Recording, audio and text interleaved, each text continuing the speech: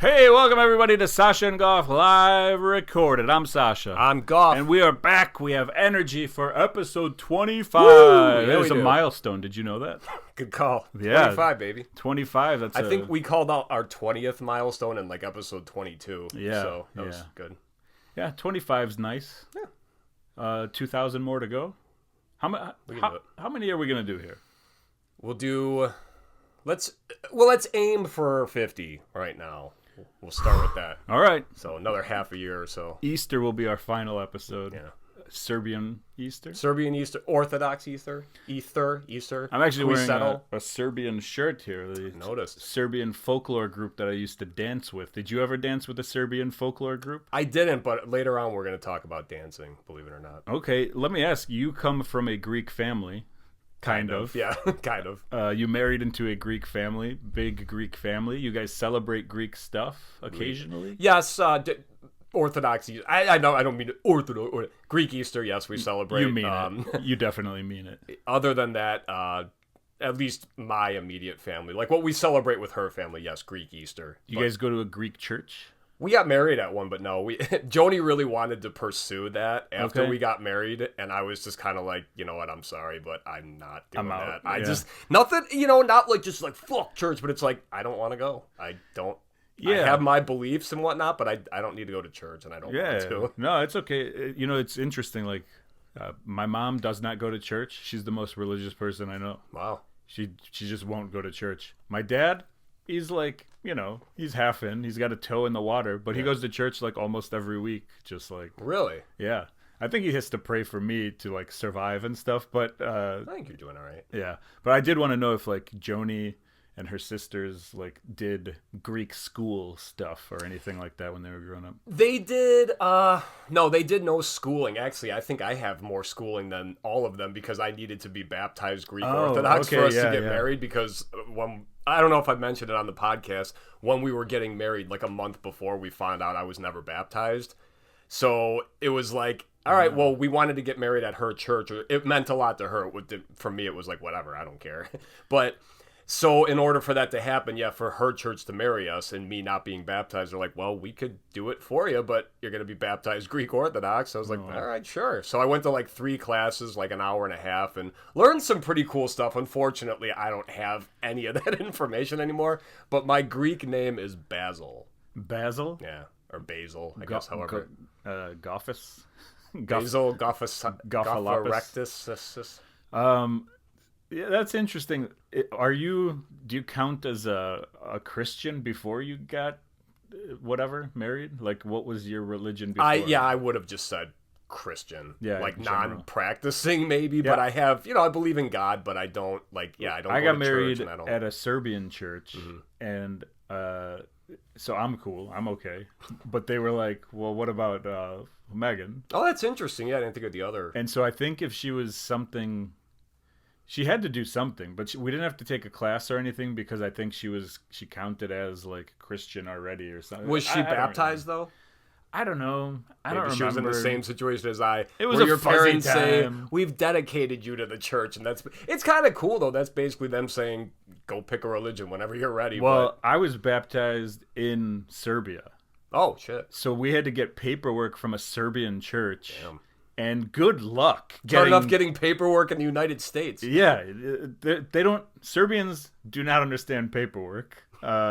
Anyway, you want to take that. Okay. But yeah, try getting something that happened 33 years earlier from a church in a way in the hillbilly boondocks, and they had it. It was incredible. I don't know what happened. The church Wait, are there hillbilly people in Serbia? Yeah, okay. Yeah, my family's from nice. way, way deep in the country. We're almost Bulgarian. That's how hillbilly we are. Wow.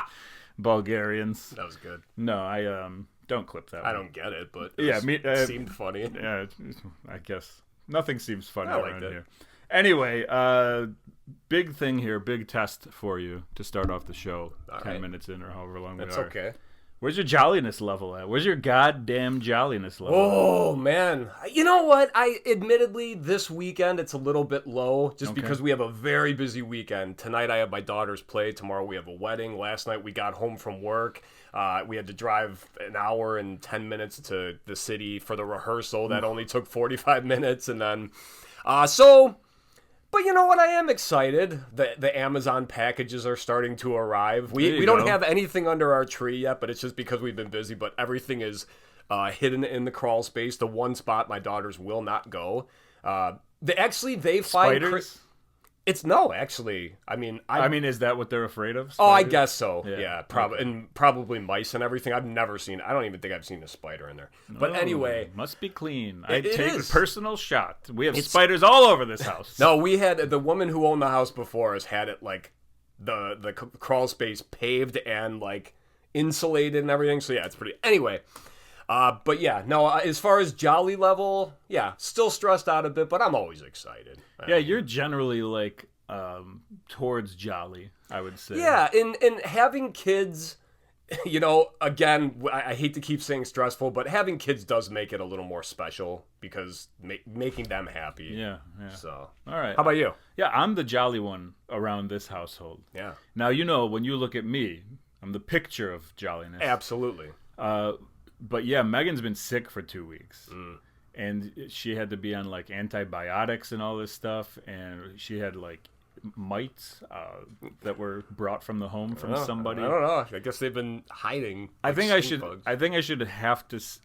say that she did not have mites, and that was a joke. If you've listened to this podcast before, yes, I'm really not a filthy person. If you're the first person who's ever heard this, and then you're hearing like my wife has mites, you're gonna. And be you're like, heavily disgusting. Implying that I gave them to her, yeah. So and that I brought them into your home. Yeah, which you did. Heavily implying. Which you did.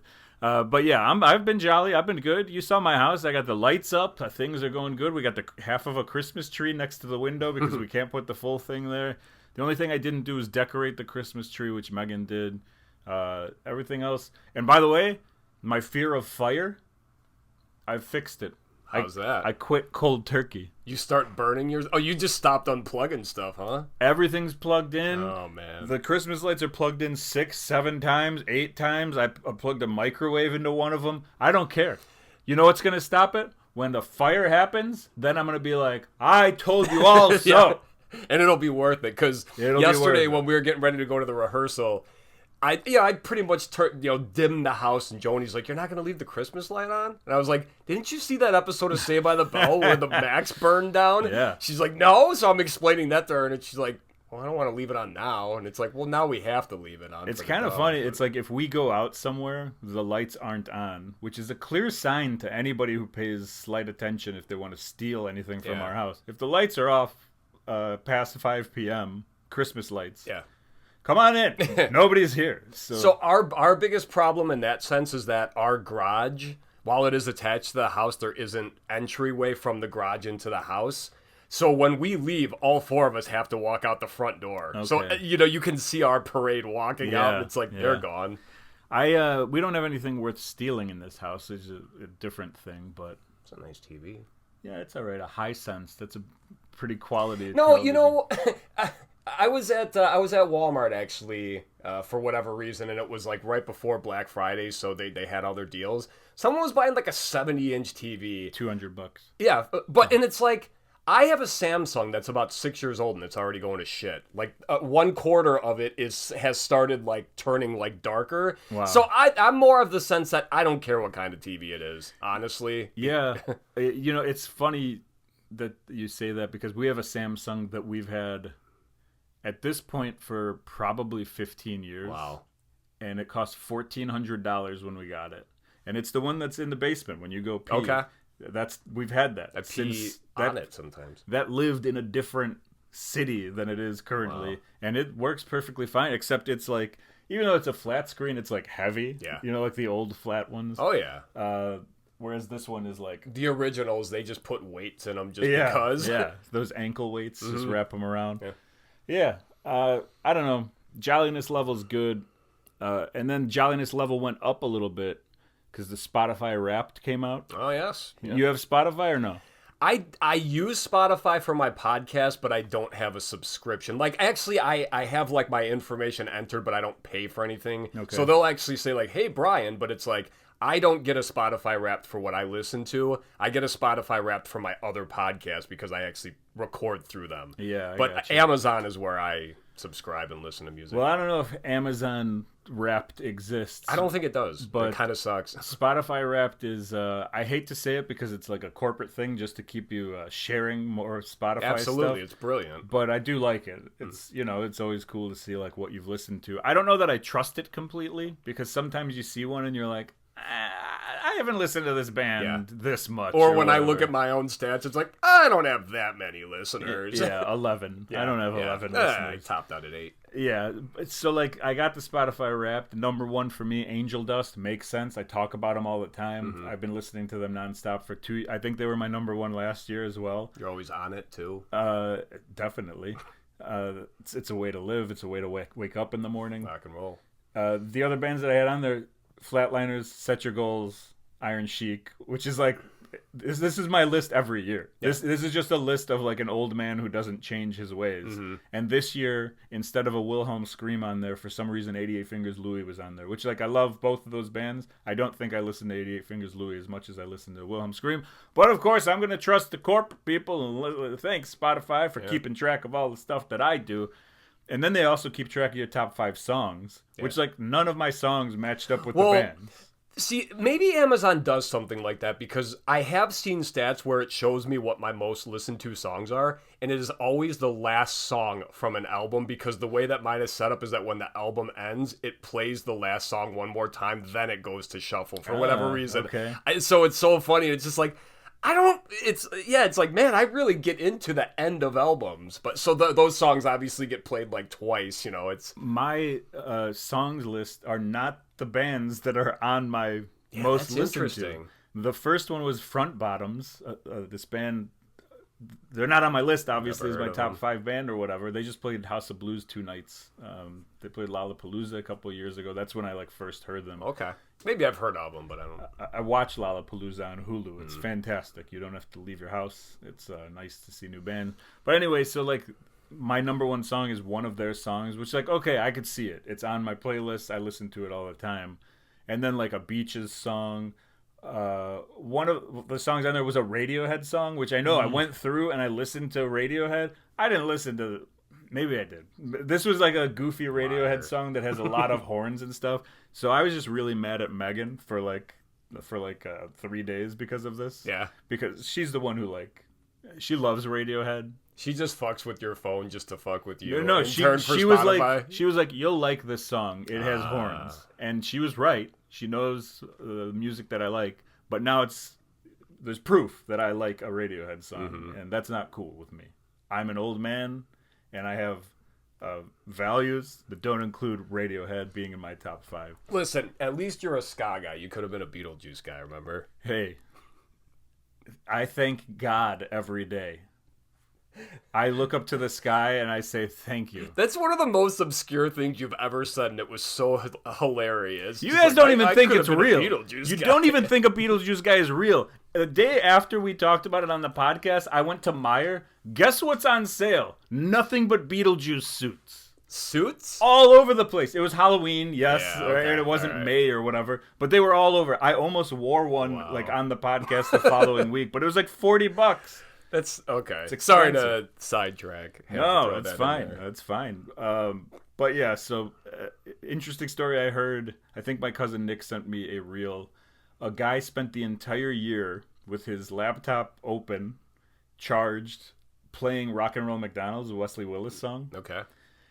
On Spotify, so that like it would be his number one with like an insane amount of minutes. Wow. Like he wanted all the minutes in the year. Is that guy still alive? Wesley Willis? No. Okay. R.I.P. Him and Swick. We miss you guys every day. Sorry, Swick. But yeah, Wesley Willis. So he played this song or whatever every day, nonstop, 24 hours a day, and then Spotify Wrapped came out and it was like, sorry, you don't have anything. Because he literally didn't have anything else. And then he read the terms, and Spotify Wrapped, you have to have like 30 different tracks for them to keep track of your stuff. And so he put out this reel of this. This guy was just like going nuts. He threatened the life of the Spotify CEO. Like, he wasn't like, I'll kill you, but he did say, your days are numbered or something like that. For what? Just to be a guy who did that, or what? I don't know if it had to be real anger, because you did this for a year. But then he made the video, and it was probably to be funny or whatever. But at one point, he's like, Spotify CEO or whatever, or whoever it was, he's like, your days are numbered. And this comes like 2 days after the United Healthcare guy got shot. Damn. Hopefully he means like, you're going to get fired. Or, I don't know. Yeah, so I don't know if people quickly glanced over that or whatever. But it was a very funny reel. And it was very funny that it didn't work out for that guy. But that's funny, actually. It reminds me, I heard about this podcast. Don't have any information on it. I can't even remember the movie, but this podcast reviewed the same exact movie every single week for like an entire year. I like it. And let's what do we notice this week? Like, I didn't listen to it, I heard about it, but that just sounds absolutely hysterical. That's a great idea. Yeah. Police Academy every week? Yeah. I mean, I would probably want to pick like a longer movie. I think that might help. I don't know. Shorter movies, like a 15-minute movie. Or like every year you do a new police academy, so then you could do like a 7-year podcast on police academies. Yeah, I like that. That's a good idea. Good stuff. The only other thing I wanted to talk about this week was... what's our top 3 this week? Oh yeah, I should have mentioned that. You usually do right at the top, but we got distracted. Yeah, we're doing top 3 celebrities you'd be nervous to meet, which is an interesting one because how do you define nervous? Are you angry nervous? Yeah. Are you sad nervous? This was probably one of the hardest ones I had to come up with because I was trying to think of the parameters. So yeah, and I got a bunch of different ones from a bunch of different areas. Okay, so we'll see how it goes. I think it'll be interesting. It's a fun topic, but yeah, I mean, like mine are kind of one note, I think. Because, you think like, oh, I'm scared, like, oh, I'm such a big fan. But there's also different kinds of nervous. Yes, or is there also like, I don't want, this person might genuinely be mean to me, or like, yeah. So it could be interesting. We'll see. Okay.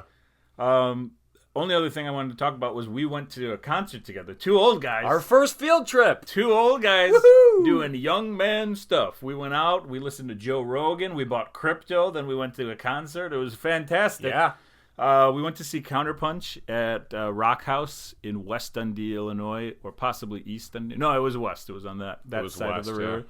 Yeah. Counterpunch, the Brokedowns, and Bad Planning. There's also 2 other bands. I think Binks was one of them, who I listened to afterwards. We didn't get there in time for them, unfortunately. We went separately. We didn't rent a bus for the 2 of us, and we just met up. And so we only saw the 3 bands. How was that drive for you?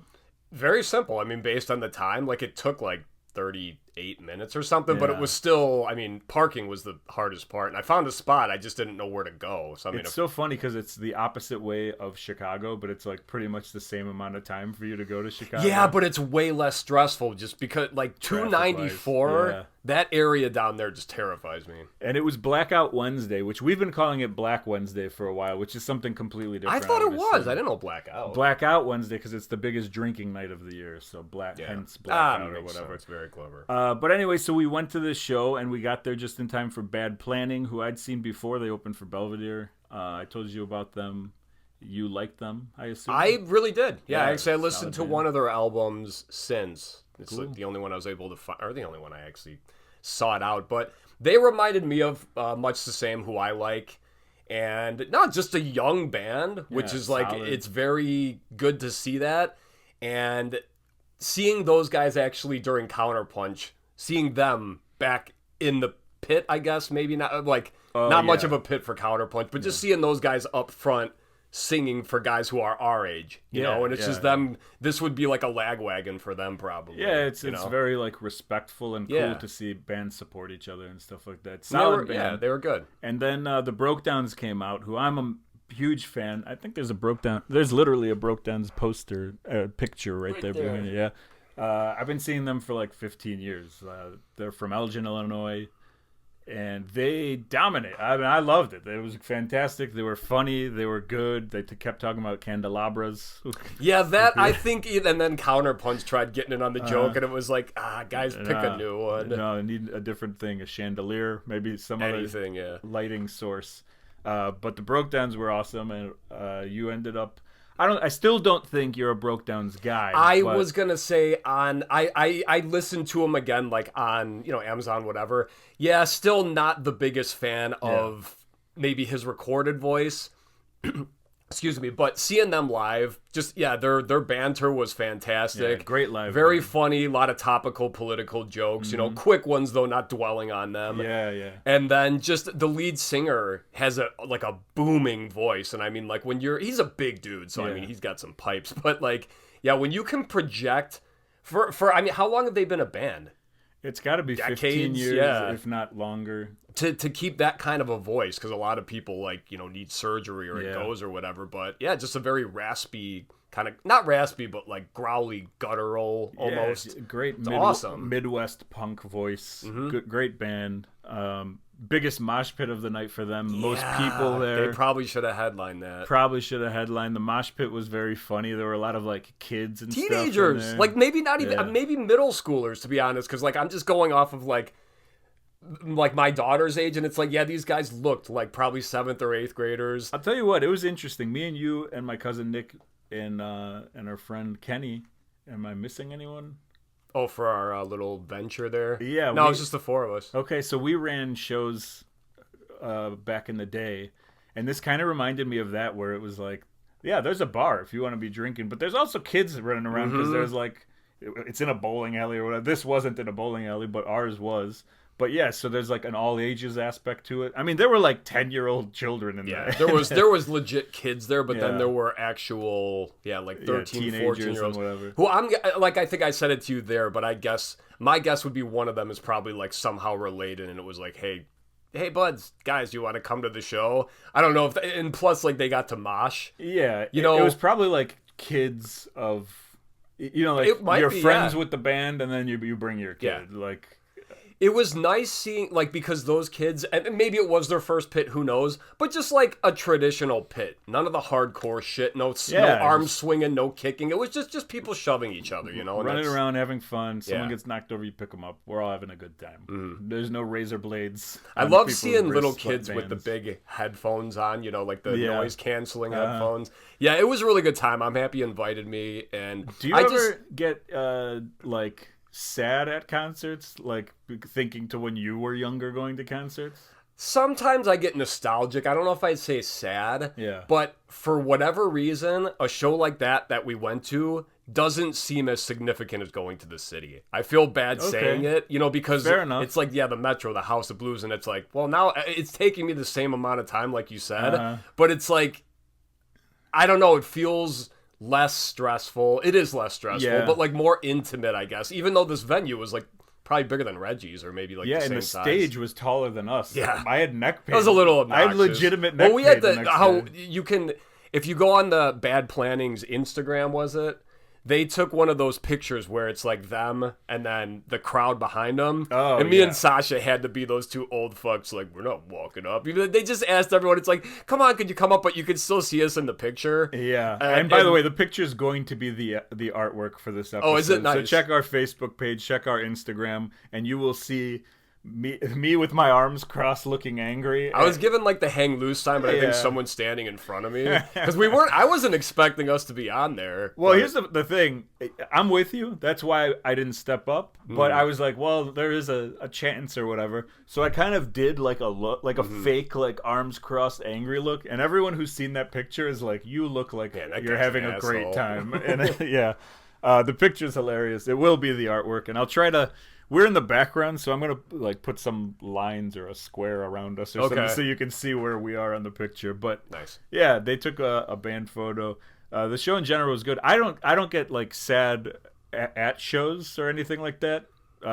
Sometimes like on the way to a show, I'll be like, how's this show gonna be? Am I gonna be the old man? Like I'm always the old man now at the show. I don't know, not at this one. Not at this one. We were like, but if you go to the city, there was a lot of moms and dads probably of the band. I only go to Billie Eilish shows, so I'm the old man at the show. Gotcha. And but every time I go to the show, I feel like great afterwards. Yeah. I feel like this is the best. You know, like I love this. Like this is what I like doing. I like going to shows. I like watching bands. And when you can watch a show where there's like many good bands, it's always great. Counterpunch was awesome. And last time I saw them, like they had people filling in because some guys we weren't still there. never got the or have you seen them since I saw them with you?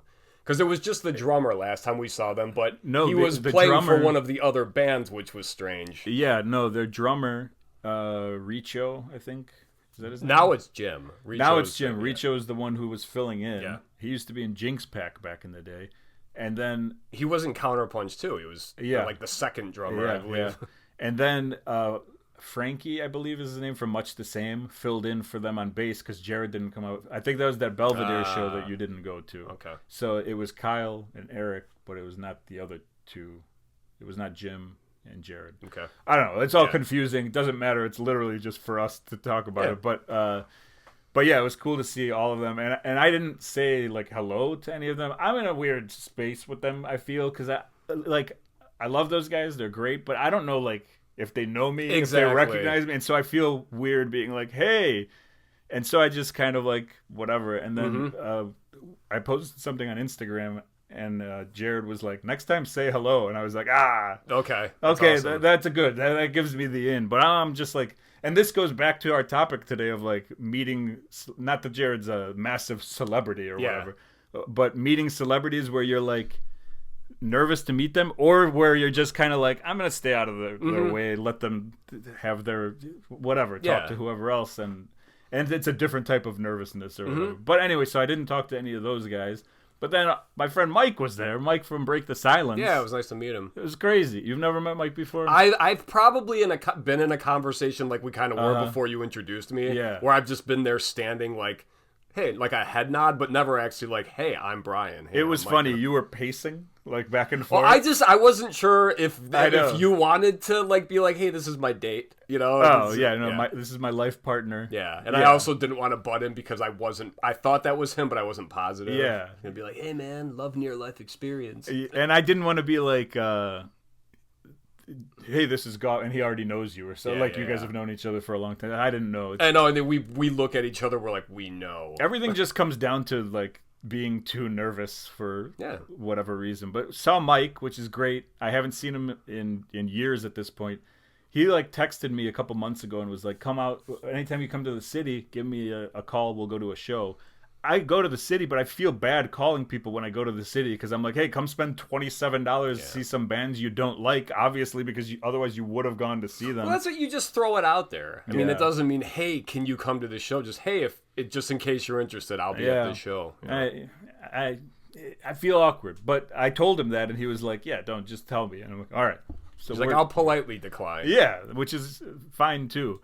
And it's also funny because he's a big Peloton person as well. I do running. He does like the biking and like yoga, and he's got like a ridiculous streak of like 6 years in a row of doing stuff. Wow. And the first thing we talked about was Peloton. Like, we don't know each other from Peloton. We know each other through music and bands and that kind of stuff. And he actually taught Dan Kowalski, K-Wall, yeah. I think I do that. He taught him drums in my parents' basement because that's where like he kept his drums. So like my mom knows him and was like, "Oh my god!" That's great. I told her, "Oh, tell him I said hello." That's cool. It's so funny, but it was really nice to see him. And he lives in the city, so for him to come out to West Dundee was crazy. So it was just a great time. I had a great time. Did you know he was going to this one? No, I had no clue. So like I saw him walking down the stairs, and I just like walked in front of him and looked. I did the arm cross and looked angry. You did the bad planning look, we'll call it now. Yeah, the Sasha. It's just normal Sasha. Okay. I look like if the Cold War was a person. So it's good. So I don't know. I had a great time, and then I guess I'm taking up all. We're of the running time long. now. Who cares? I still got something to talk about. I'll go really quick. I'm leaving the show. Me and you drive separately. and you text me and you go, "Hey, your headlight's out." No, I genuinely wasn't sure because like I all of a sudden was driving and looked over and you're right there and it's like, oh, because like we weren't parked by each other. So then like when I got ahead, I could see in the back and it was like, wait, was that his car or the what? So I just, as I'm driving, of course, I text you. It's just like, hey, I think your headlight might be out. So you text me, and after you text me, I still don't know if I have a headlight out. Like, I can't tell. Yeah. Anything. Well, because like your driving light under it will kind of like project light as well. After 6 p.m., I can't see anything. Okay. Even better. I see nothing after 6 p.m. You could put 50 headlights on my car, and I can't see a thing after 6 p.m. It's perfect. Does not matter to me. When we drive to shows together. And so yeah, I mean, it's funny, but... We might get there. And so, like, whatever. I didn't notice, and I was like, yeah, whatever, who cares? I don't drink, so I feel okay having a headlight out. Imagine back in the day when I used to drink. Yeah. If I had a headlight out, I would be freaking out. Now I don't care. Now I hit trees and like walk away. It doesn't matter. We talked about this. It's like, yeah, you know what? I might get a ticket for reckless driving. I turned my lights off. But it's like, and then see how long it takes to get pulled over. Yeah. It doesn't matter. And so like I'm driving home, whatever. I get to like a block from my house. And I see a cop that's coming this way, and he wants to turn in front of me, and I'm at a light where there's an intersection. You keep telling him, no, go ahead, go ahead. And I do, because so like I'm letting him go. The police station's right there. This is common in my neighborhood. I know, so I'm like, yeah, go ahead. I'm stopped. I'm waiting, and he's not going. And so the light turns green, and I go, all right, jerk. Yeah. Like you didn't take my signal. Inch slowly and then just go. So then I went, and then he immediately turned around, and Goff I go, right. Yep, I probably have a headlight that's out or whatever. So I drive about 2 blocks. I assume he was checking my license or something. And then I get to a light. The light is red. As soon as it turns green, I turn. Lights go on, and he pulls me over. So I pull over, and he walks up, and he's like, you having a hard time seeing? You have a headlight out or whatever. And I go, yeah, I know. My buddy just texted me and told me we were at a concert and blah, blah, blah. These are all things that I would have never told a police officer before because, like, a concert associate with drinking. Oh, absolutely. Blackout Wednesday associate with drinking. When you're good, you're just like, nothing. Yeah, bring it on. I mean, he was pulling up hands on 10 and 2, like... Yeah. As is, look, I always have like my information on my lap and everything. My car out. It's just like. So I got hands on 10 and 2, and he's like saying this stuff or whatever, and I go, oh no, my buddy just texted me. I just found out or whatever. I had no clue, and then I went like this, like I was gonna show him my text from you, and then I was like, one, that's not a good thing to do, is to reach over in the dark at 11 p.m. on whatever. And then the other thing is, I'm telling him that I'm committing a crime by texting and driving this entire time. Well, actually, I'm committing the crime. But I saw it. You did answer. I saw it. And you whatever. Sent me back the shrug. So if you would have sent him that, he would have seen you were texting too. So I left that there or whatever, and he goes, give me your license. I give him my license, and he goes, get me your insurance when I come back. He goes, he runs my license. Nothing horrible comes back, and then... I show him the insurance, and he goes, just go get your light changed, no ticket, no anything. And then I immediately text you. He hadn't even walked back to his car, and I'm like, yep. So, I had a tail light out last week too, which sucked. One of my coworkers told me, but I drive in the morning. I have to have my lights on just how dark it is now. So that kind of masks it a little bit. It helps as opposed to just you not having any lights on and then all of a sudden only one brake light comes on. So yeah, it's a big pain in the ass. I did have something I was going to talk about. I'll just talk about it next week. It's fine.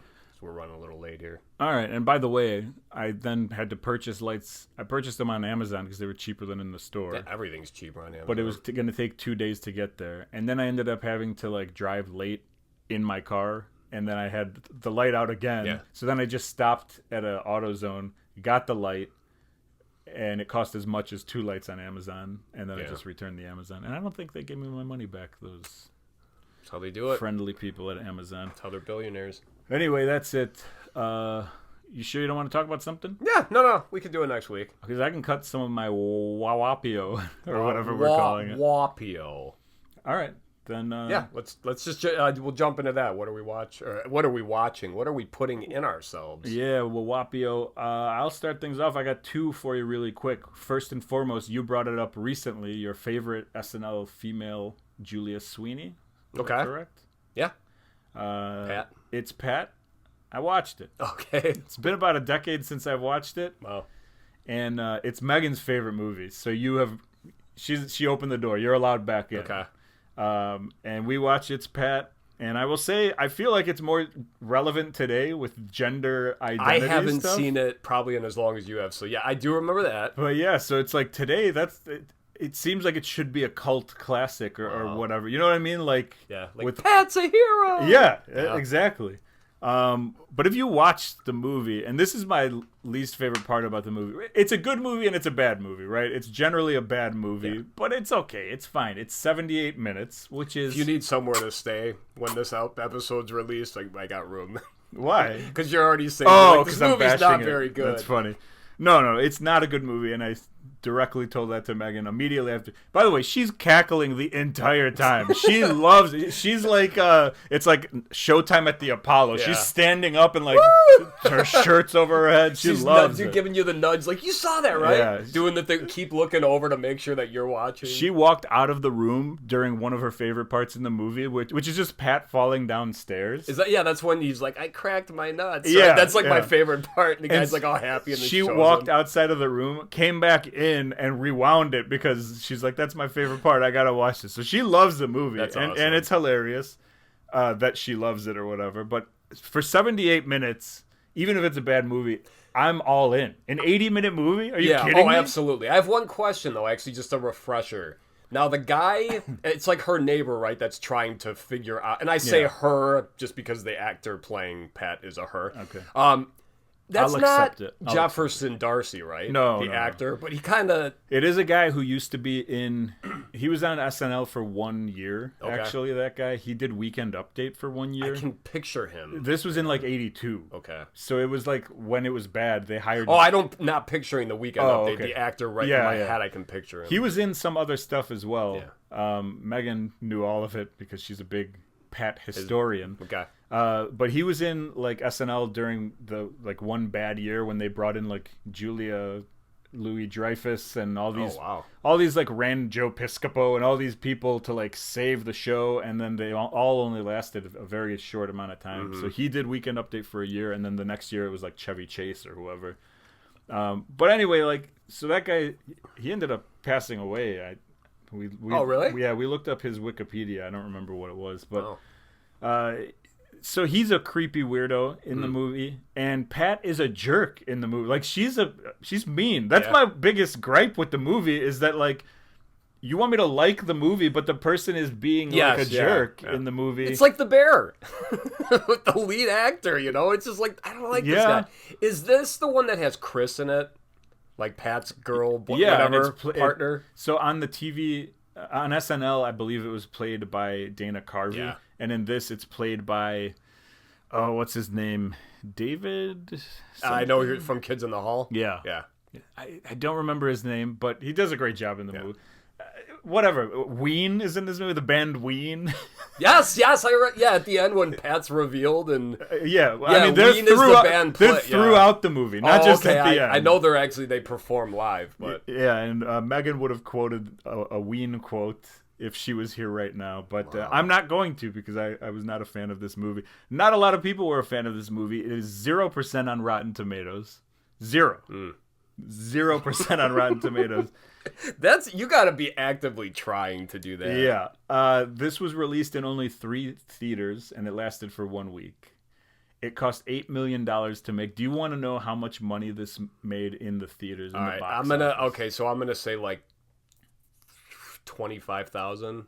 60,000. Okay, I was thinking I was gonna say 50, but you're right there anyway. Okay. 60,000 on a budget of $8 million. Yeah. It was very interesting. There's also some interesting like tidbits about it where like Quentin Tarantino helped write the script uncredited because he's friends with Julius Sweeney or something like that, and also the Farley brothers who have a bunch of hits or whatever. Sound About Mary. Yeah, and so like those guys helped on the script, and it's still what that makes it even like even more. So the only other thing I have besides It's Pat is a band that is playing. All right, a couple weeks ago, I brought up this band, Riley. Riley's coming back to town. They're opening for a band called Oso Oso, who's pretty big. Okay. I don't know if you've heard the name before. But there's another band called Flycatcher who is also on that show. So I thought I'd listen to them. I really dig this band. I don't think you'd like them. Give me a comp. They're kind of like a late 90s, early 2000s indie rock band. Okay. So you're thinking like maybe like during the era of like the Strokes and Franz Ferdinand and Killers, and that kind of Killers. Yeah, okay. Like they would fit in great. It's not too bad. Those types of band. I really like them. I like that kind of stuff. They call themselves a New Jersey rock band, which is interesting because not a lot of rock bands like.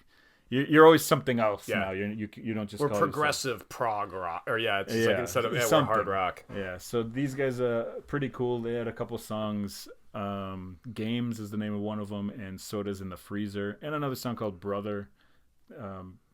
Pretty good. I mean, I like it. It's kind of like lower energy, just like groove. I don't know. I'm in like an emo phase. I don't know what's going on. I was talking to our buddy Useless Dave, and he's like, yeah, emo hits well when you're like severely depressed. And I'm like, yeah, I guess as you get older, it doesn't get better. So, thanks for the tidbit there, Dave. But yeah, so I think I'm going to go see this show with Flycatcher and Oso Osos. They're playing here in Lincoln Hall in Chicago next Friday or something like that. So I've never been there, and if I leave the house, Lincoln Hall, never. Yeah, I don't know. So that's all I got for me. I'm sorry, I've wasted. I've taken up all the time this week. No, it's totally fine. We have 40 minutes through. It's not like you've been talking the whole. We've been going back and forth. All right. So I have two things this week as well. The first one, it's a new Disney Plus Star Wars show called Skeleton Crew. Now, I am a very casual Star Wars fan. Like everyone is so pissed off about this trilogy and the newer movies and everything. The final three, this is ridiculous. They're changing everything. I don't give a fuck. I'll watch that one movie as itself. I'm not connecting the dots. I don't care if this doesn't make sense, whatever. So Disney has put out, I think, 4 Star Wars TV shows since like Disney Plus became a thing. Are these like in Marvel where they just go off of a character? Yeah, but everything still is in the same universe. So it might even just be like, say like, so the new Disney Plus Avengers movie, they might just mention Iron Man in one. And it's like, that's all they have to do to acknowledge that it's like, okay, this guy's in our world too. Gotcha. So this movie Skeleton Crew is kind of cool, and it's different than anything Star Wars has done, at least to my recollection, where it's about kids. So this is essentially like, it's got Monster Squad, Goonies, Stranger Things kind of vibes because the main characters are like middle school age kids. And in this one, we're on a planet we've never seen in Star Wars. Are they're just like, what little group of people have we not gotten to yet? They've done, excuse me, they're checking off a lot of boxes with a lot of the stuff they put out now. But this one, I think, yes, this would be the Stranger Things. It's like, but it's a fun show because it's a little bit different, and it's just these kids who are from a planet that we've never heard of, and it's like almost like a mythical planet, but they get some hijinks ensue, and now they're off their planet and they got to get back. It's only been 2 episodes, but yeah, I enjoy it so far, so that's good. Skeleton Crew. Also, Jaleel White is in this show. He's like a bounty hunter. So you've piqued my interest. That's I texted my brother. I'm like, fucking Urkel's in this show? He's like, fuck yeah, dude. And then, God, sorry, I'm congested. The other thing I wanted to talk about, you mentioned this maybe a month or 2 ago. And this is before it started. Saint Denis Medical. This is the one we talked about with Wendy McClennan Company. Have you watched it yet? Not yet. It's got David Allen Greer. It's got a guy from Jury Duty, that show that we talked about. Yeah. All right. So I've watched, same thing, only 2 episodes. I think there's like 5 available. Okay. It's in the same vein, Parks and Rec, Modern Family, The Office. Yeah. They've got the talking heads. People are doing the interviews through, so it's shot documentary style.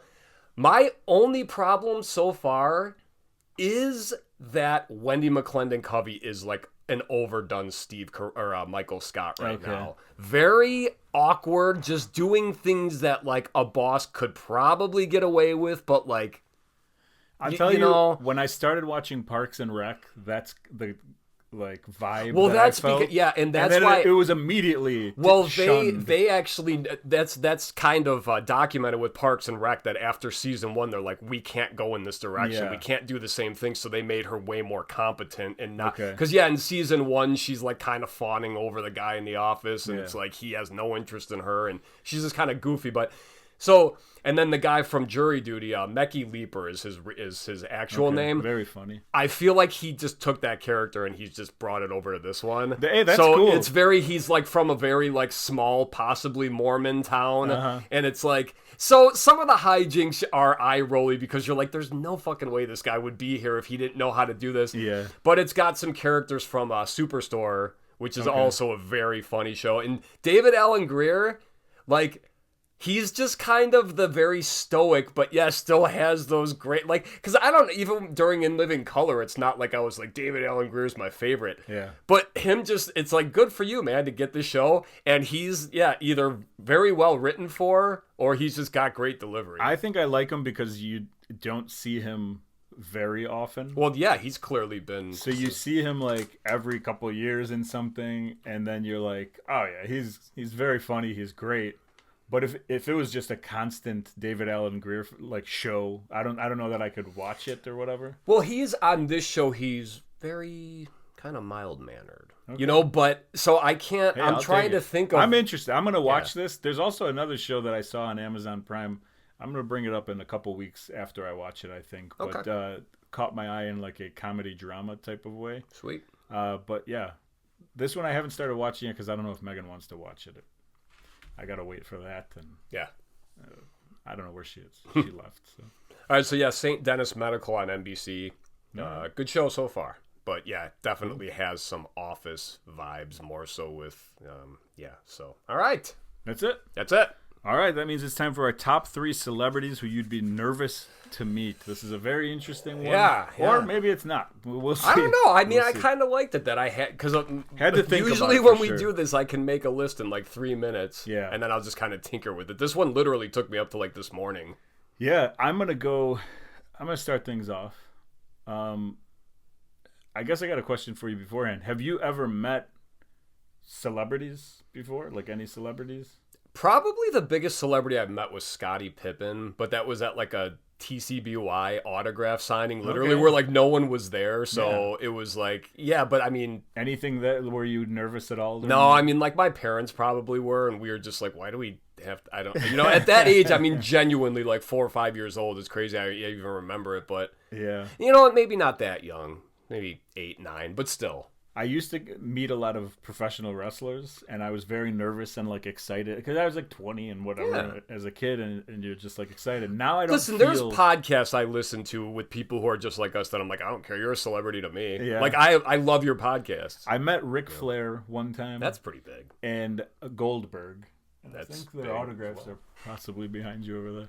Everything I own, I just put on the wall behind you. Right behind me, so I have to keep moving. I met them. My cousin Nick, I believe, called me in to school saying like he's sick or whatever, and we went to Navy Pier. Your cousins are bad, and Goran wrote us back a few weeks ago saying, yes, you did come to school with us that one day. It could have been worse. He could have not called in. I could have got detention. Okay, all right. And we went to Navy Pier. They had like an Illinois lottery event for WCW wrestling. Nice. And so Ric Flair and Goldberg were there, and I hated Goldberg. I'm still not like a fan of his wrestling or whatever, but Ric Flair's like idol, like loved Ric Flair. Now I'm kind of like, man. Yeah. I think like as you get older, I don't know that I'm like anxiously nervous, like scared to meet people anymore. But there's I think that's part of what happened with this list too. Yeah. Where I'm like, I don't know, would I genuinely be like shaking to? I'm more like, I see someone and I know they're a celebrity. Like we walked by Billy Corgan a couple weeks ago, and Megan said hi, Billy Corgan, and I was just kind of like, leave him alone. Like, you've definitely made it abundant that you're more uncomfortable with making or like putting them out. Yeah, I would rather have them have like seconds of an easier day instead of stopping to say hello. And I don't even mean that as like I'm glad Megan said it, because like that meant a lot to her to say it, like hello to him. So like I'm not against people saying it and doing it. I'm just thinking, since it doesn't mean that much to me, and I don't want to say that either, because it's cool to meet people or whatever, but like you know what they go through. Like, you know that. Mm-hmm. How many times at that concert we went to did just members from the bands that we saw walk right past us? Yeah. And I bought a couple Counterpunch shirts, the one I'm wearing is one of them. But I was standing right in front of the guitar player from Bad Planning while I was waiting, and it's like I made eye contact with him once and just kind of nodded. But it's like, why didn't I just say good set or nice job, man? You know, like. I don't know. I think it's maybe because it's like, I don't want to start this conversation just in case, because no one was there buying their stuff. There you go. And that's a different part of this, too, is like, I don't want to start a conversation. It's like, I should tell that guy good set. Or maybe I don't need to. Maybe he knows. He knows. He knows already. Yeah, so there's a lot that goes into this thing. Starting with my number 3, I'm going to go with Shaq. Here's the thing. Like, I grew up a huge basketball fan. Shaq was not my favorite player. I was a Patrick Ewing guy. I was a Derek Coleman guy. You don't even know who these people are. Yeah, I love the Knicks. To this day, I'm a Knicks fan. So, like, grew up a big basketball fan. Hated Michael Jordan. Saw Scottie Pippen on a boat at Lake Michigan one time with dear friends Bishop and Worm. We saw him, and we, like, took a picture of him, and we were waving. That's awesome. Yeah, the boat said three-peat on the back. Nice. It was cool. Didn't grow up a Bulls fan, like I said, but huge basketball fan. And Shaq was not probably in my top 10 of like fandom growing up, but as the years went on, like he's absolutely one of the best players of all time. I love all the other stuff that he's done. He's become hilarious. A larger-than-life celebrity. Yeah, he's more than a basketball player. He's an entrepreneur. Like he's Snoop. Funny. He's a DJ. Yeah. DJ Diesel. He played Lollapalooza. It was incredible. He's lifting like small women above his head. It's the best thing I've ever seen. That guy is just fucking gigantic. It's unbelievable. And so I do think, while I wouldn't be like nervous to meet him, I would be like, this is cool, like wow, Shaq, and then the size of him has to be, you know, intimidating or noticeable at the very least, you know what I mean? So like for me, and I was thinking any other basketball players, and I'm like, no, like I met Vlade Divac as a kid. If I met him now, I'd be like awkward because he's Serbian. I'd be like, I'm Serbian, I guess. Whatever. Yeah, it's like I think you're more mindful too because you don't want to ask him a question that every single person in front of him. How's it going? True. How's your day? By the way, I do think they missed out on having Vlade Divac and Yakov Smirnoff in commercials back in the day. Okay. Because Yakov Smirnoff kind of looks like Vlade Divac. Okay. Except he's very small. They could have done a thing where like Vlade Divac is like star basketball player. Oh, my brother will come play, and he brings his brother, and it's Yakov Smirnoff. War criminal Yakov, according to me. But yeah, anyway, that's for the 90s, and it didn't happen. So Shaq is my number 3. What about you? All right, so my number 2, all right, and where I kind of said one note, I was more of the sense that, like, I would be afraid of this person's stability as a human to meet them, and number 3 is Conor McGregor. Just someone that I would be afraid to say the wrong thing around, because... And I feel like since he's retired, what would you say that would make Conor McGregor mad? You sucked in the movie Roadhouse. You know? Okay. Yeah, all right. Clip it. Yeah. No, I mean, clip it and tag him. He's a terrifying human being. Good for him for everything he's been able to do, but also just like kind of nuts. You know, and I feel like since he retired, he's gotten maybe like quieter. Obviously, you don't hear as much about him, and plus I guess he's always been a little guy. Maybe I just haven't seen, not little, you know what I mean, but like a featherweight. Okay. But you're calling him a slur, or that's like his? No, that's whatever they call it in like that weight class. It's like or lower weight. I don't know. All right. But yeah, just watching the movie Roadhouse for one, and then also seeing like interviews more recently with him. Do you know what I'm talking about? By the way, with Roadhouse, it was the movie he did with Jake Gyllenhaal. I know he redid it. But I don't know, like, I never watched it. Okay. But yeah, so in that movie, he's like the villain, and it's like, he's basically Conor McGregor, but it's still like, in interviews, a lot of people were commenting on that during like presses and stuff while the movie was coming out, that it's like, he doesn't look right. So, I mean, he was very, like, jittery and maybe on something, but it's like, yeah, he seems like a loose cannon to me. And I don't know much about him. I know, like, his story coming from nothing and blah, blah, blah. But, like, I mean, not blah, blah, blah. Like, kudos to him for making an incredible career out of it. So, but I don't really know, like, too much outside of the fact that, like, the stereotype is, like loose cannon type of person. But I mean, I'm going off of things I've seen and heard too, not just like I fear him. He's Irish, right? Yeah, McGregor. I feel like there's a lot of Irish people who have like turned into Conor McGregor, like have been influenced by like how cool he is, and so now they're like, I'm gonna go fight somebody. Well, that's at the funny. Bar That little motion you just did. There's a video some guy made of. It's like this is Conor McGregor in the entire Roadhouse movie, and it's just him like kind of like like walking around like a little leprechaun, just like and he basically just I don't know, but anyway, so he's my number 3. I'm surprised. I like the pick. It's a good pick. Okay. Number 2 for me, I'm gonna go with Tom Hanks. Okay. Tom Hanks to me is my favorite, I think, actor. I think mine too, to be honest with you. I know that's probably like a generic. No, I said that in an acting class I took like 5 years ago. They asked us like the first day, who's your favorite actor? And you took an acting class 5 years ago? I did at COD, yeah. Why? Because I've always wanted to pursue it. Like, honestly, COVID happened. That's what kind of, I would have kept going, honestly. I didn't mean it as in like why. I meant like what. It was a great experience. It just, I was literally the oldest guy. This was before I was 40. I was like 38. Everyone else in the class was literally 20. Just out of high school. Yeah. 18, 19, like one of the kids in the class gave me a bottle of wine, and this is after I was sober, but it was because he was using it for a prop and no one else in the class could drink.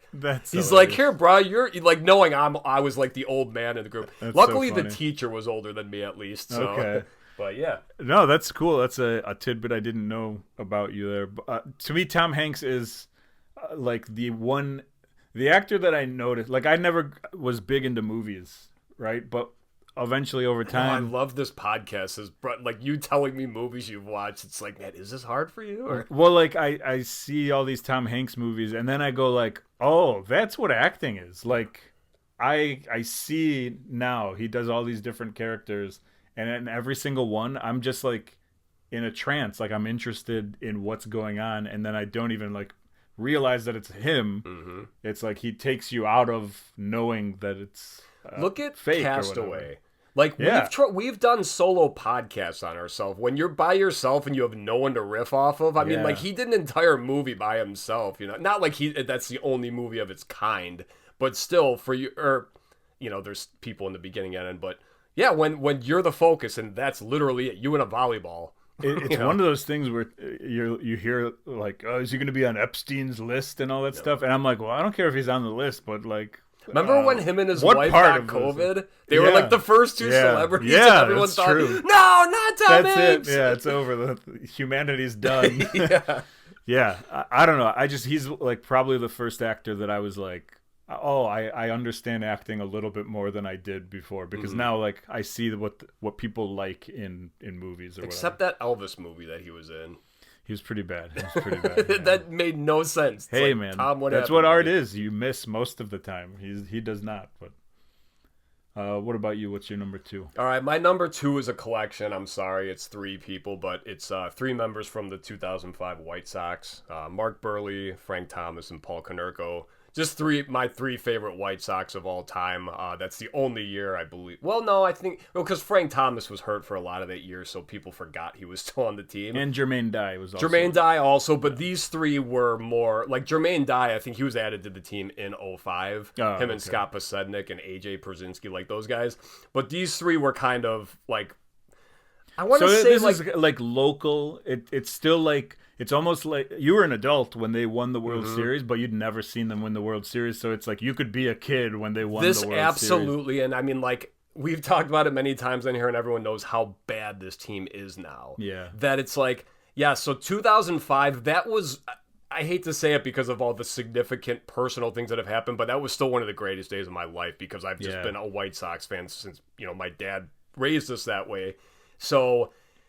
my sister Jessica actually did meet Frank Thomas once, and I heard she was just crying her eyes out the entire time. Yeah, but I can imagine. Yeah, I can imagine. Her actually part of her email includes his number, so she's loved Frank Thomas. And I went to Paul Konerko's. Wasn't born in 35.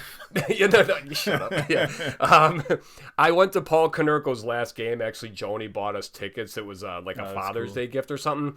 But it was like really sad because they had his huge ceremony literally the night before. So it's like I got to see the final time he played, but they took him out after like the 4th inning because it was like a pointless game. So we just left right after that because it was all scrubs in there. Have they done anything like keeping any of these players around? Like so people have the memories of them? Well, Frank Thomas is like an ambassador still for the Sox. That's what I'm asking. Burley and like Konerko, you see those guys whenever they're doing ceremonies. Like they're still related with the team. And like Konerko's got a statue at the stadium. Thomas does too. Burley deserves one, to be honest with you, with his no-hitters. He's in the perfect game and everything. And Jermaine Dye is the greatest baseball player of all time. I love Jermaine Dye. Don't get me wrong. There's a bobblehead right behind you, literally. Everything is right there. Okay, I like it. I like that one because it is like, I mean, like when you think about the Bears, they're kind of in this situation now. They haven't won anything in 40 years. Yeah.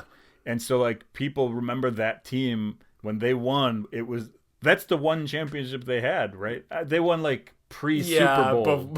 Before TV was a thing. Yeah, when there was only one team in the NFL and they were it. He just had to do scrimmages against the... But for the past 40 years, nobody has anything. So if like the Bears were to win something relatively soon, people who are like 20 who don't remember that previous thing would be like going nuts for it. Oh, totally. Yeah, I remember it, and I'm not a baseball guy at all, but like I remember my friends and how like joyful everybody was who were Sox fans. It's cool to see. It was that's a time of my life I'll always remember, even though it was heavily alcohol clouded. It's like I still remember everything. And then my number one here, I'm going to go with.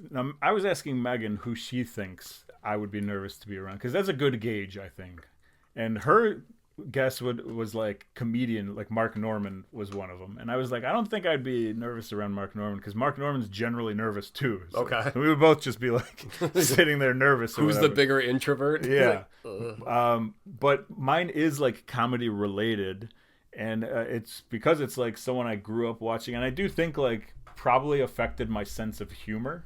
Conan O'Brien. Okay. Now I don't know if he's really my number one, and like celebrity. I gotta meet him. He's my favorite of all. But like, I would think that he is up there. Like you might be able to say somebody else where I go, oh yeah, him too, or whatever. But like Jermaine Dye, perhaps. I don't know. Yeah. I'm just throwing a name out there.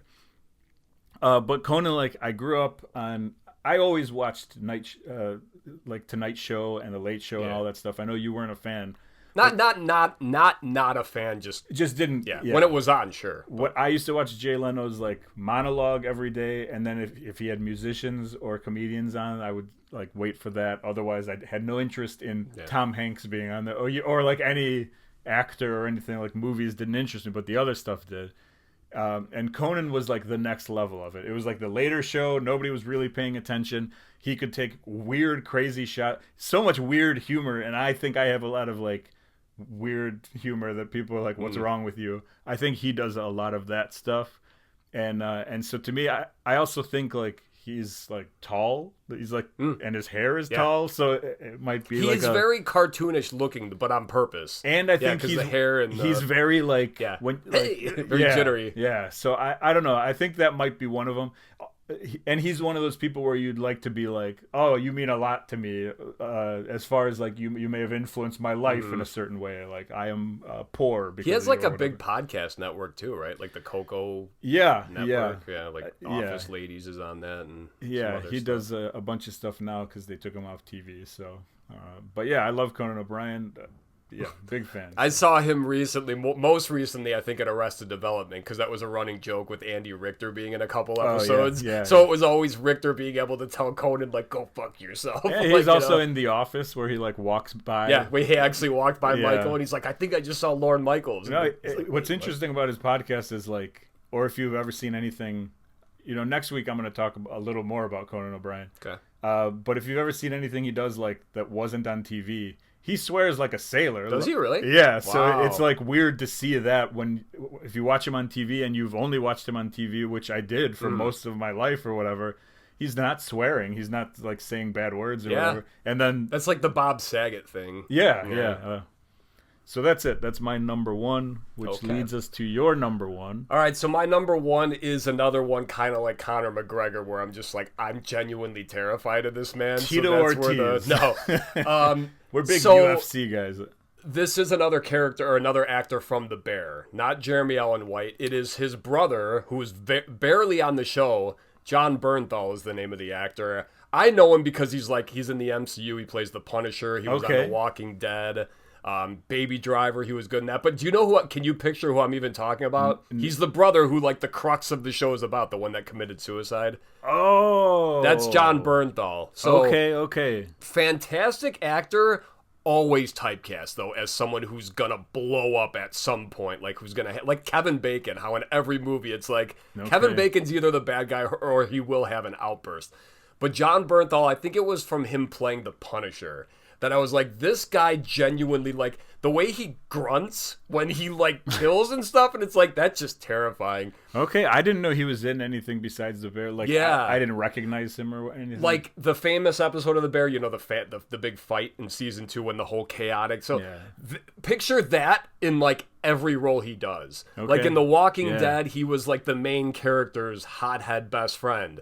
You know, in The Punisher, he's just, well, he's a vigilante hothead who kills very violently. The word hothead seems to be, yeah, so I mean, he just, in his interviews, he even seems like so confident that, like, you'd ask him a question, he'd be like, now what the fuck kind of question is that? So it's like, yeah, I worry that John Bernthal would just not have time for me and he'd kick my ass. That is hilarious. I like the way that you went with this top 3, like, fear. Yeah, no, because fear. I think we kind of talked about it. There's no one, like, if Joni was like, hey, there's Amy Poehler, I'd be like, this is incredible, and my hand might be shaking a little, but it's like, I don't think...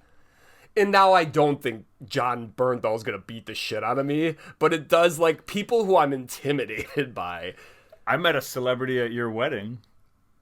Oh, yeah, from, was it The Arrivals? Yeah, a celebrity to me. Yeah, a drummer of The Arrivals. I was like, yeah, this guy. I forgot his name, but yeah, that was kind of... I didn't even, like, when I...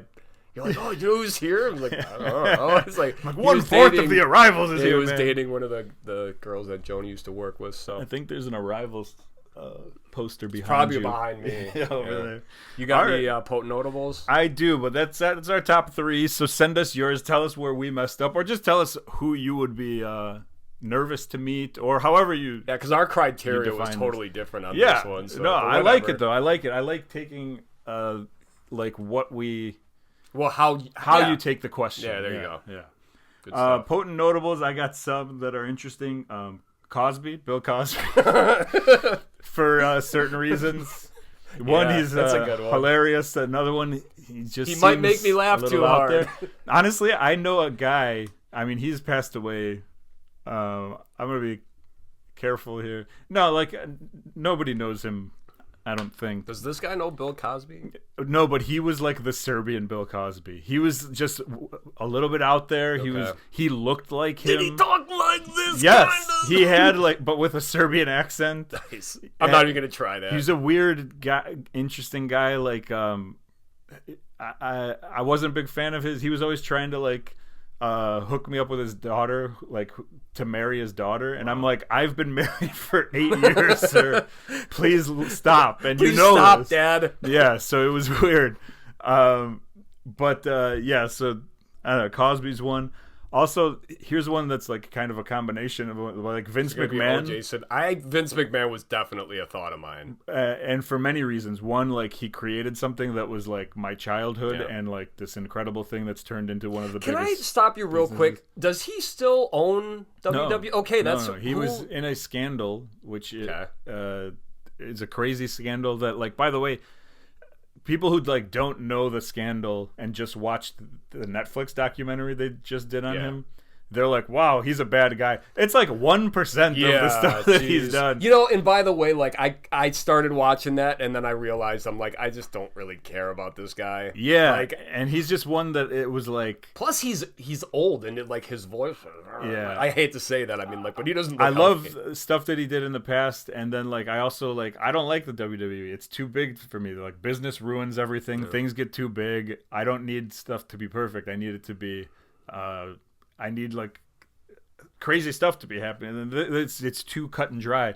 Like, wrestlers aren't wrestlers anymore. I'm not going to go deep into this. Yeah. But I'm going to say they're getting, like, college athletes to be wrestlers and people who want to act and all these other things. And it's like, no, a wrestler used to be a guy who was, like, born in the back of a car. Yeah. And, like, who lives in the car for his entire life, becomes a wrestler and, like, works for a hot dog. You got to be from the southern pocket going from Texas to Florida. I know it's where, like, everyone's from. It's true. And I know it's, like, a stupid way to look at it, like, for things not to improve in the industry, but, like, the industry I like old heads. Was from that time or whatever. So yeah, Vince McMahon. In the same vein, Donald Trump. It's like minus the presidential stuff. Yeah, I could also, it doesn't even matter what you think either way. But like, if you met Donald Trump as a character, you would assume there would be some cameras around or something. Like, you could make, we could blow up this podcast, is what I'm saying, if I slapped Donald Trump. That's all I'm saying. Yeah. That's all I'm saying. I wouldn't slap him. I'm a decent human being. Whatever. We're not going into it. But, I thought that was an interesting one. Or at least to be like, I don't know what I would think. Yeah. I wouldn't do anything. Like, that's dumb. But, like, it would just be weird. Would he be like, hey, love the podcast? Love the podcast. Great podcast. Mine's better, but... And so then going into music stuff, Tom Petty from Bigwig, who I have met. I really thought you just said Tom Petty wrong. Like, Tom Petty. Okay. The corpse of Tom Petty, and also Tom Petty from Bigwig. Gotcha. I love Tom. I know him. Well, some of my favorite... guitar work and vocal. Mr. Asshole. I love lyrics. I mean, everything. I'm a big fan of his, and so like I think I would be like, he's one of those where you want to be like, I appreciate stuff you've done and that kind of stuff. Billy Spunk, Blue Meanies. Now, have you never met Tom from Bigwig? I think like I feel like even I have. I think like maybe I've said hello. Exactly. Or that's what I mean more so. Hey, I've never been like, hey Tom. Name's Sasha. Yeah. Listen to my podcast. Well, are they an active band anymore since we started this podcast? No, they reunited like 10 years ago, 5 years ago. I don't remember, here in Chicago. Okay. I don't know if you went to that show. Was that like brewery 350 Fest? Yeah, no, it was too far. I went to that. It was good stuff. And then Jean-Claude Van Damme and Steve Guttenberg, which are kind of Van Damme, the poster boy or cover boy for Teen Beat and by the way, Tiger Beat. JCVD and Guttenberg. Imagine that movie. That's a movie waiting to happen. But both of them, it's like Gutenberg's great. Important ones. And when I was a kid, like Mahoney, Mike Tyson would be a cool one. I think like that'd be another kind of like just don't say the wrong thing. I don't even care about like the last fight and whatever. I just think Mike Tyson is like one of the most interesting people. Yeah. When he speaks, it's interesting. And then here's the other way: the Walter E. Smith girls, all four of them. Do you know what I'm talking about? I mean, maybe. I was just doing that to see if you would laugh if you understood it. You don't. It's okay. I'm sorry. But we'll move on to the women of my list, which is Selma Hayek, Christina Applegate, Gwen Stefani. I feel like it's a thank you list. Yeah. But really, I was gonna say this is like our idols, actually. Leah Remini. Okay. This is a different kind of thing. This would be like, hey, what's going on, ladies? Hello. I'm sorry, I'm married, ladies, but that's a different one. Okay. And also just there to anger Megan a little bit. So perfect. A lot of like notables. I said, you need somewhere to stay. You can stay in my garage. What an episode! Next episode we do. I'm going to be talking 32 5 minutes. Yeah. All right. My only potent notable. This one's more facetious. I do not want to meet the Grim Reaper for obvious reasons. Okay. That's all I got. That's what you got. That's my potent notable. All right. Let's pick a topic for next week. What we will be talking about. Out of the magical bucket. If you have any suggestions for our magical bucket, send us an email. sasaandgoff@gmail.com. Yeah, I gotta fix that ramp. I keep forgetting. I'm gonna make a crank over here. That'd be awesome. Yeah. That way I can say it's time for me to crank it and you to watch, or something like that. I thought "crank it" was gonna be our new slogan for this show. Okay. It's gotta be.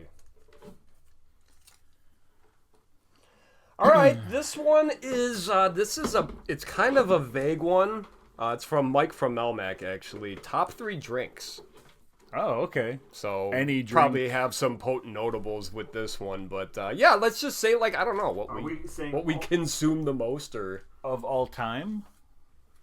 Because sure. I don't drink anything besides like water or coffee. Let's say all time. All right. Yeah, I think that's better. Thanks, okay. Mike. Top 3 drinks of all time. More stickers coming your way, buddy. Yeah, all the stickers you can handle. Stick it, Mike. You like that? That's a good. Stick it, Mike. Stick it. Pretty good. Hey, everybody. Stick it yourselves. We'll see you next week. Crank it, too. Sorry for talking this much. Later.